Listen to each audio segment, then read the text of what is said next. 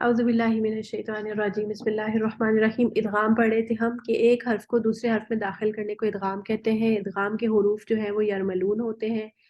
نون ساکن یا تنوین کے فوراً بعد یرملون حروف میں سے کوئی بھی حرف آ جائے گا تو ہم ادغام کر دیں گے.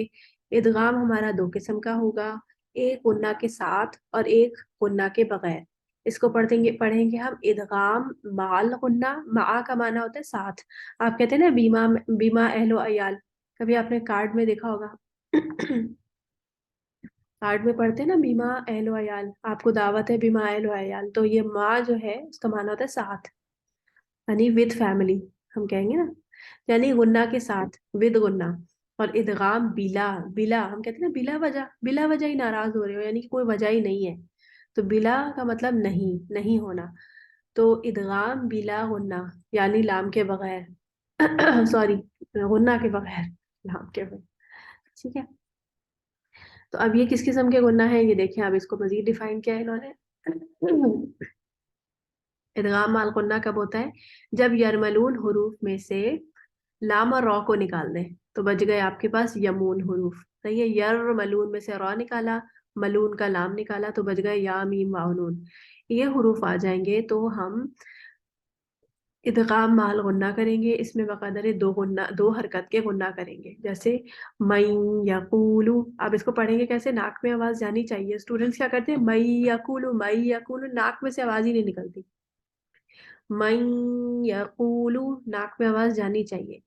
میو والن, مم مائن, من نسائن. دیکھیں نون اور نون تو مل جائیں گے تو ادغام ہو جائے گا. نون ساکن کے بعد میم آ رہا ہے تب بھی ہمارا, کیونکہ دونوں میں غنہ ہوتا ہے اس وجہ سے یرملون میں سے ہے تو یہاں پر غنہ ہوگا, واو اور یا میں بھی.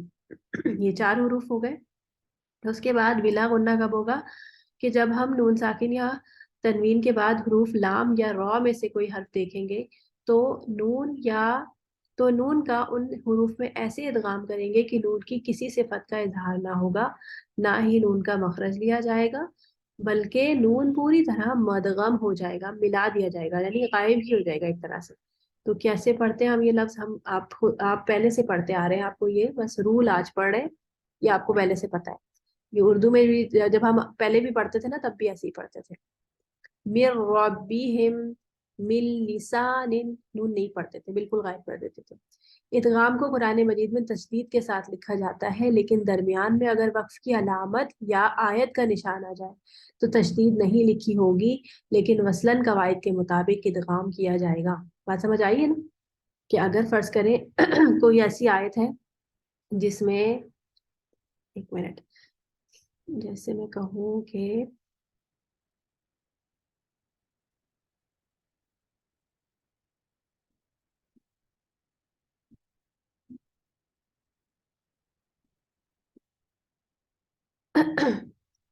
جیسے میں کہوں فرض کر لیں, ویسے ہی میں ایک ایگزامپل بنا رہی ہوں. قدیرن, یہاں پر دیکھیں نون ساکن کا ایگزامپل ہو رہی ہے, اور اگر آگے جو ہے فرض کریں لفظ آ رہا ہے یقولو, یہاں پر جیسے توئے کا نشان ہے, آیت کا نشان ہوتا ہے نا, تو عموماً تو جب ادغام ہوتی ہے تو تشدید لکھی بھی ہوتی ہے, لیکن اگر درمیان میں وقف کی علامت آ جاتی ہے نا تو قرآن مجید میں پھر یہ نہیں لکھی ہوتی. وقف کی علامت یہ بھی ہو سکتی ہے یا پھر آیت بھی ہو سکتی ہے. اگر کوئی شخص ملا کے پڑھے گا, جیسے ہوتا ہے نا کہ پڑھ رہے ہوتے ہیں تو پڑھتے چلے جاتے ہیں, وقف کو نہیں دیکھتے, تو پھر ایسے پڑھیں گے قدیر یقولو, اس طرح پڑھتے ہوئے جائیں گے. صحیح, ویسے ایسا ورڈ ہے نہیں قرآن مجید میں, میں نے بس ویسے ہی آپ کو اگزامپل دینے کے لیے بنایا. سمجھ آئیے آپ کو یہ بات؟ اب آگے چلتے ہیں. باقی آج ہم یہیں تک رکھتے ہیں, نیکسٹ ٹاپک ہم انشاءاللہ نیکسٹ کلاس میں کریں گے, کیونکہ بس زیادہ ہو جائے گا آپ لوگوں کے لیے. یہ آپ لوگوں نے یاد کرنا ہے, کل آپ لوگوں کی کوئی کلاس نہیں ہے, یہ آپ لوگوں نے پکا یاد کرنا ہے. ٹھیک ہے, انشاءاللہ میں آپ کی اب کلاس منڈے کو لوں گی. کل کیا تاریخ ہے, آج کیا ڈیٹ ہے؟ آج 24-25, آج 25 ہے. انشاءاللہ میں آپ کی منڈے اور ٹیوزڈے کو کلاس لے کے نا آپ کا کمپلیٹ کر دوں گی. منڈے کو کلاس ٹھیک لوں ہے. گی تو منڈے میں ہی کمپلیٹ ہو جائے گا. आप लोगों ने फिर तैयारी करनी है इंशाल्लाह। फिर आप मुझे बता दें टेस्ट कब देंगे आप लोग। टेस्ट आप लोग अगले दिन दे देंगे या फिर आपको टाइम चाहिए और तैयारी करने के लिए? थोड़ा सा टाइम चाहिए होगा मिस। टाइम दे। तो अभी अभी से तैयारी शुरू कर देना, बस आपका सिर्फ आपका मैंने ये छोड़ा है। अगर आप कहें तो मैं ये भी पढ़ा देती हूँ, फिर आप लोग तैयारी करते रहिए। बस 2 ही टॉपिक तो रह गए, बल्कि 2 क्या है, ये तो इकफा तो मैं पढ़ा चुकी आपको ऑलमोस्ट। चले मैं पढ़ा ही देती हूँ। इकलाब, इकलाब का लफ्ज जो है वो कल्ब से है। क्योंकि दिल भी हमेशा एक हालत पर नहीं रहता और अपनी हालतें बदलता रहता है, इसलिए इकलाब के माने भी बदलते हैं, बदलने के हैं। जब नून साकिन या तनवीन के बाद बा आ जाता है तो नून की आवाज को मीम से बदलकर बकदरे 2 हरकत के गुन्ना करेंगे। ये उमूमन एक छोटे मीम की सूरत में लिखा होता है। किसी किसी स्टूडेंट ने ना कल इकफा में ये वाला हुरूफ ये लिख के भेज दिया था। अच्छा, यहाँ पे इनको ना ये फॉन्ट नहीं मिला था, ये तो इन्होंने इतना बड़ा सा मीम लिख दिया यहाँ पर। इसको मैंने सेट करवाना है। तो इस तरह से आपने देखा होगा ना, ये मिम बादी हिम इस तरह से लिखा होता है कि मिम, और फिर उसके बाद यहाँ छोटा सा मीम लिखा होता है। इसका क्या मतलब होता है? इसका मतलब ये होता है कि जब आप ये लफ्ज देखते हैं ना कि मिन और बा लिखा हुआ है, तो आप देखिए, आपको पता है अरब जो है ना वो अपनी जबान में बहुत फ्लुएंट होते हैं। फ्लुएंट, वो कहते हैं कि हमारी जबान की शस्तगी में यानी कि फ्लुएंसी में कोई कमी ना आए। तो वो ऐसे रूल्स और ऐसी चीजें इजाद करते हैं कि उनकी जबान जो है वो रवा रहे। तो वो ये पुरानी है, यानी कि कुरान मजीद से पहले से इनकी जबान पे ये असलूब पाया जाता है कि जब नून के बाद बा आता है तो देखिए आप पढ़ेंगे, अगर अगर आप मीम में ना मिलाएं तो उसको पढ़ने में मुश्किल होगी ना। थोड़ा सा एक फ्रैक्शन ऑफ सेकंड्स का पॉज आएगा। मिन बादी हिम, है ना, नून को पढ़ेंगे, उसका गुन्ना करेंगे और बा को पढ़ेंगे। तो उन्होंने सोचा कि जब गुन्ना ही करना है, और गुन्ना तो मीम में भी होता है और मीम बा के ज्यादा करीब है, तो उन्होंने नून को मीम से बदल दिया। तो इन्होंने इस वजह से यहाँ पे एक छोटा मीम लिखा होता है कि असल में तो ये नून ही है लेकिन पढ़ने में मीम आ रहा है, इसलिए छोटा करके लिखते हैं। मीम बादी हिम, इसी को कहते हैं बदलना। और इसी से कल्ब निकला और इसी से कल्ब से इकलाब निकला। ये बदल दो इसको, मिम बादी हिम, समझ आ गई बात? और इसमें हम गुन्ना भी करते हैं। उर्दू में भी हम ये हुरूफ ऐसे ही पढ़ते हैं। देखें ये लफ्ज जो है उर्दू का लफ्ज है, इसको आप क्या पढ़ते हैं, अनबिया या अंबिया? अम्बिया। है ना, तो आपको ये लफ्ज है ही अरबी का, तो हमें उर्दू में पता है कि हमने इसी तरह पढ़ना है। जैसे हमारे पास आता है ये लफ्ज भी पर देखें, नहीं नहीं सॉरी, खम्बा नहीं होता, इसमें मीम होता है। ये था ता, ये लफ्ज ये पढ़े क्या है? तांबा। ता, तांबा। तांबा किसको कहते हैं? तांबा। तांबा जी, किस, इसके बीच में भी मीम की साउंड आ रही है। हाँ ये किसको कहते हैं तांबा? तांबा वर्ड सुना है ना, ऐसा तो नहीं कि बिल्कुल ही नया है। नहीं सुना, नहीं सुना उसमें है। मेटल बात होते होती है हैं। ना तांबा, मेरा ख्याल जी। है एल्युमिनियम को जी तांबा। जी। चलिए, तो ये लफ्ज हम हमारे लिए कोई अलग नहीं है, नया नहीं है, हम पढ़ते हैं इस तरह से और लिख, बस हम गुन्ना नहीं करते। तो अब हम यहाँ पे गुन्ना क्या करेंगे, अम्बिया अलीमुन। अब उसके बाद, सॉरी ये अलग लफ्ज था, अलीमुम बराअतुन। आपको पता है ये क्या है? ये था समीउन अलीम। ये समीउन अलीम जो है, मेरा ख्याल है समीउन अलीम ही था। ये था हमारे सूरह अनफाल की आखिरी आयत। और ये बराअतुन जो है ये सूरह तौबा की स्टार्ट है, बराअतुन। तो इन्होंने इसको मिला के लिखा है, यानी अगर आप इन दोनों आयतों को मिला के पढ़ेंगे आप पढ़ सकते हैं, क्योंकि दरमियान में बिस्मिल्लाह नहीं है। सूरह तौबा के दरमियान के शुरू में बसमिल्लाह नहीं पढ़ते ना, तो हम पीछे की आयत है, जैसे हम सूरह अनफाल से पढ़ते हुए आ रहे हैं तो हम मिला के पढ़ सकते हैं। और यहाँ पर कौन सा रूल होगा, यही वाला कि देखें तनवीन है और उसके बाद बा है, तो हम इसको समीउन अलीमुम बराअतुन, बराअतुम मिनल्लाहि। वहां पर भी एक हो रहा है बराअतुम मिनल्लाहि, यहाँ पे क्या हो रहा है बताएं? ताप पे तनवीन, और ये यहाँ पे कौन सा रूल हो रहा है देखें, तनवीन के बाद मीम आ रहा है, कौन सा रूल होगा? एक दफा। इधर का जी।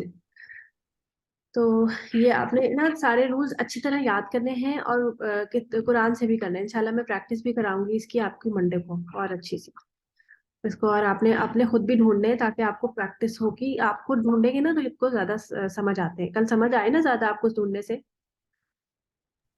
یس میم.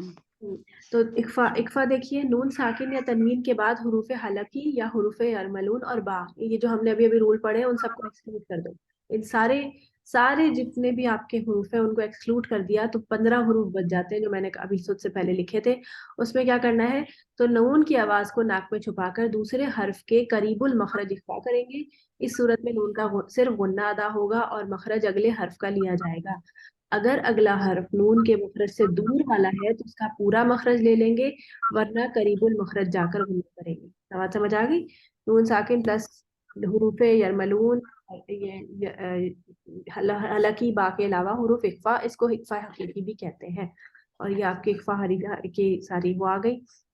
تا سے انتم، تا کے قریب قریب چلے گئے. انتم، جیسے آپ پنک بولتے ہیں نا، پنک لفظ بولتے ہیں پنک، اس میں آپ دیکھتے ہیں کہ نون آپ زبان نہیں لگاتے. سوری پنک لکھنا تھا. آپ زبان نہیں لگاتے اس پر مخرج پر، نون پر.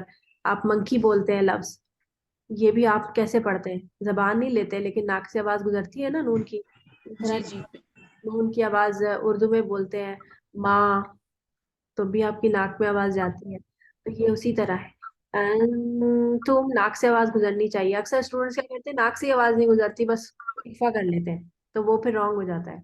من ثقلت انجیناکم اندادن من ذکر جنات تجری مطاع ثم امین فصبر جمیل قنوان دانیتن. اچھا، ایک ایکسیپشن جو ہے نا اس میں قنوان کو دیکھ کے مجھے یاد آیا کہ ادغام جب ہم کرتے ہیں نا، ادغام کرتے ہوئے ہماری ایک ایکسیپشن ہوتی ہے، اور وہ کیا ہوتی ہے کہ اگر آپ کا جو یرملون والے جو حروف ہیں ان میں سے صرف واو اور نون ہی واو اور یا ہی جو ہے وہ آپ کے قرآن مجید میں استعمال ہوئے.